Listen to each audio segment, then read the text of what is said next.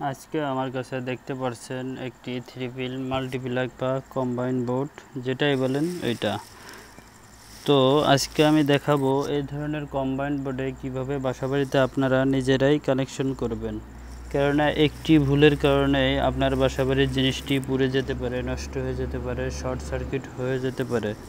তো আজকের কাজটি যদি মনে হয় যে না আমি জানি, এটি দেখেছি, আমি এটি পারবো, তারপরেও দয়া করে আপনি আজকের এই ভিডিওটি সম্পূর্ণ দেখবেন। কেননা আমাদের বাসাবাড়িতে ফ্রিজ বলেন, রাইস কুকার বলেন, ইন্ডাকশন চুলা বলেন, ইস্ত্রি, এই ধরনের জিনিসগুলো ব্যবহার করতে হলে এই ধরনের কম্বাইন বোর্ড প্রয়োজন হয়। তো সচরাচর এই ধরনের কম্বাইন বোর্ডের কানেকশন না জানার কারণে আমরা মিস্ত্রি ডেকে নিয়ে আসি। মিস্ত্রি সচরাচর 250 থেকে 300 টাকা নিয়ে নেয় এই ধরনের একটি কানেকশন করার জন্য।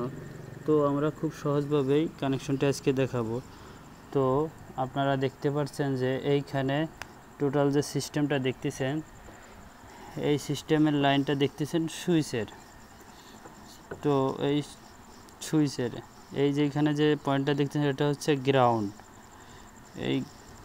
আর এই যে লাইনটা দেখতেছেন এটা হচ্ছিল নিউট্রাল, যেখানে হাত দিলে কারেন্টের শক করে না। আর এই যে লাইনটা দেখতেছেন এটা হলো ফেজ। তো এই 3টা আর 2টা 5টা মোট পিন।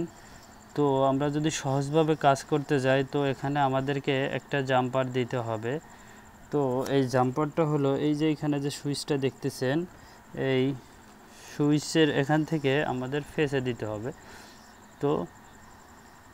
তো যখন তারটা আমরা জাম্পারিং করব তো সুন্দরভাবে জাম্পারিং করতে হবে, কেননা এখানে যেন আমাদের লুজ কালেকশন না থাকে। তো আমরা এখানে জাম্পারিংটা দিলাম। তো আমরা এই তারটা সবসময় ফেজে দেব, নিউট্রালে দেব না। কখনো ভুল করে আমরা নিউট্রালে দেব না, কেননা নিউট্রালে দিলে আমাদের কম্বাইন বোর্ডের সুইচ বন্ধ থাকে কিন্তু লাইন থাকে।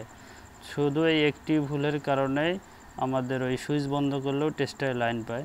তো এই ভুলটা করা যাবে না। তো এই জিনিসটা আপনারা সবসময় খেয়াল রাখবেন। তো এখন আমি ফেজের অপশনে নাটটা খুলে নিলাম। তো তারটি আমি ফেজের ভিতর দিয়ে সুন্দরভাবে টাইট দিয়ে দিলাম। তো কারোর বাসাবাড়িতে যদি আর্থিং লাইন থাকে, তো আর্থিং লাইন থাকলে আর্থিং লাইনটা আমাদের এই গ্রাউন্ড বোর্ডে স্থাপন করবেন। বাসাবাড়িতে আর্থিং থাকলে অনেক সময় এই যে বিদ্যুৎ চমকানোর কারণে অনেক সময় শর্ট সার্কিট হয়। তো এই আর্থিং লাইনের কারণে এটা থেকে সেফ থাকে আর কি। তো এই যে আমি 2টা তার নিয়েছি, একটা হলো পজিটিভ, একটা হলো নেগেটিভ।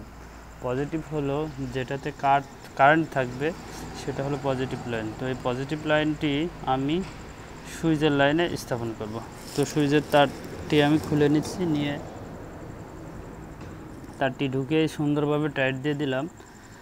তো পজিটিভ মানে যেটাকে ফেজ বলে আর কি। তো সুন্দরভাবে টাইট দিয়ে দিলাম। আর এই যে বাকি যে তারটা আছে এটা আমি নিউট্রালে দিয়ে দেব। তো অনেক সময় যে বললাম আমরা ভুল করে ওই যে নেগেটিভ তারটা পজিটিভে দিয়ে দিই, পজিটিভ তার নেগেটিভে দিয়ে দিই। তো নেগেটিভ তারটা যখন পজিটিভে দেওয়া হবে আর কি, পজিটিভ তারটা যখন নেগেটিভের ওই জায়গায় দেওয়া হবে তখন ওই যে আমরা সুইচ বন্ধ করলেও লাইনটি জ্বলতে থাকবে।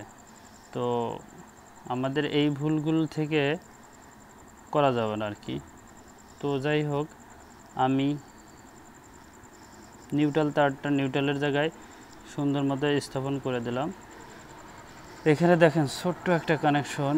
আমি অনেক কথা বললাম, প্রায় 4 থেকে 5 মিনিট কথা বললাম। তারপরেও যে আমি যে কাজটা দেখালাম আপনাদেরকে, আশা করি আপনাদের 100% উপকারে আসবে। তারপরেও এই ছোট একটা কানেকশন দেখেন, একটি জাম্পার আর একটি লাইন।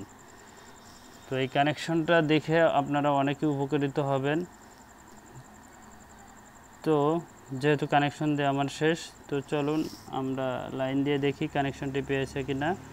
তো টেস্ট করার জন্য আমি লাইনটি কারেন্টের লাইনে দিয়ে দিলাম। তো লাইন দিয়ে দেখলাম যে আমার লাইটটি অলরেডি জ্বলেছে। এই যে সুইচ দিলে দেখেন এই যে লাইটটি জ্বলেছে, তার মানে আমাদের এখানে লাইনটি চলে এসেছে।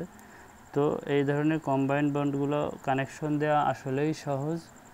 তো এই ধরনের কম্বাইন্ড বোর্ডে আসলে আপনারা মোটামুটি সব কিছুই চালাতে পারবেন।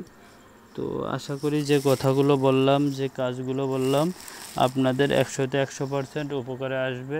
তো এই ছোটোখাটো কাজে অনেক সময় অনেকের উপকারে আসবে। সো ভিউয়ার্স, আজকে এই পর্যন্ত। আবার